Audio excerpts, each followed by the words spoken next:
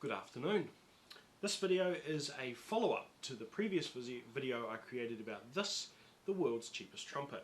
Now that video was focused primarily on the unboxing, the first impressions and so forth.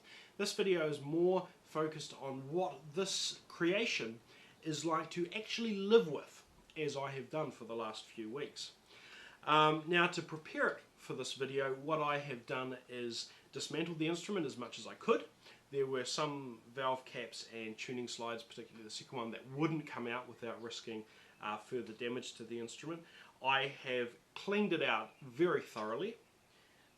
What a mess that was. I have re-lubricated all the valves, the tuning slides that I could get out, and made this as much, and have polished this turd as well as I think is possible. So the tuning slides now work somewhat freely. They're not as, like the third valve for instance, is movable. It's not as free or as smooth or as nice as a better model instrument, but you can at least move it. The valves, I've tried putting weaker springs in those valves just to try and release the pressure from the fingers, from the strain of articulating these valves. They didn't work. The response was a bit too sluggish to enable any sort of fancy playing, so I've left the springs that come with the instrument in. I haven't been able to do anything about the mouthpiece wobble. I've used both a proper bark mouthpiece, and this is actually the original mouthpiece that comes with it. Both of them have this extensive wobble in it, and I haven't been able to do anything about that. So when you play this instrument, you might actually want to put some plumber's insulation tape around that, so it makes it a little bit smooth. Now I had a couple of questions that I'm just going to quickly tick off. What's the finish like? The finish on this instrument is adequate. There are some parts, and looking particularly around the valves and so forth, where the finish is a bit bubbly, a little bit ripply. They are going to be sites where the finish is going to come off, the silver plating is going to come off in the future. There's nothing that you can really do about that other than stripping it all off and replating it. So for most cases the finish is acceptable, but not brilliant. The intonation, which is the tuning between notes, is abysmal, particularly if you use the mouthpiece that comes with it. In my first video that I created about this instrument, I used a genuine bark mouthpiece, and it made the instrument sound a lot better.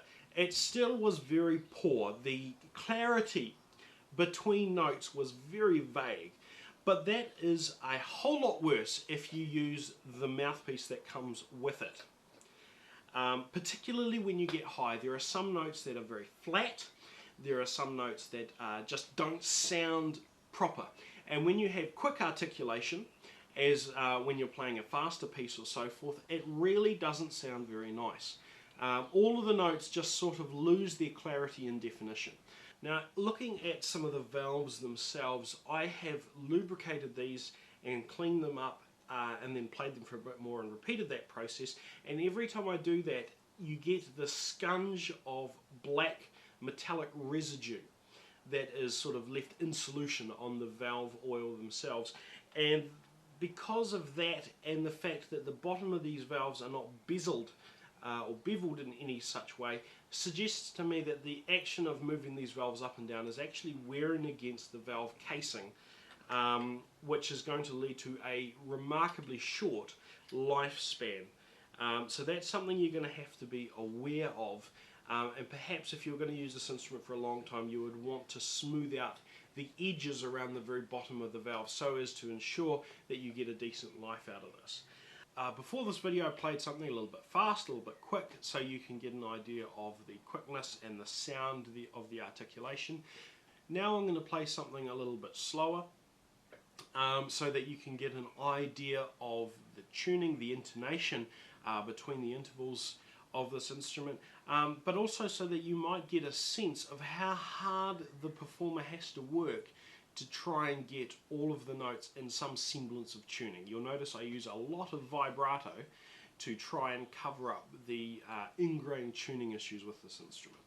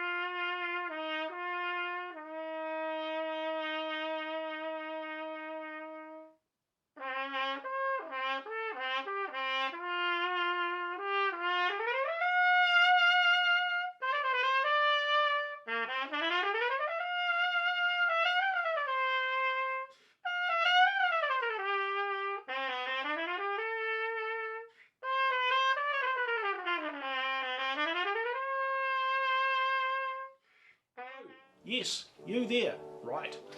Thank you very much for watching this video. I hope you enjoyed it. If you'd like to see more of the sort of stuff that I produce, then please feel free to have a wander around my channel up here, or even consider becoming a subscriber. If you live near an internet or have your own internet that you can pop into, then please feel free to check out my Facebook or Twitter things. You can there connect with me and do stuff, as well as keeping up to date with what I'm up to. If you are in the position to be able to support this channel and help me to bring new and exciting videos to you, please feel free to become a Patreon supporter by clicking here. Thanks very much.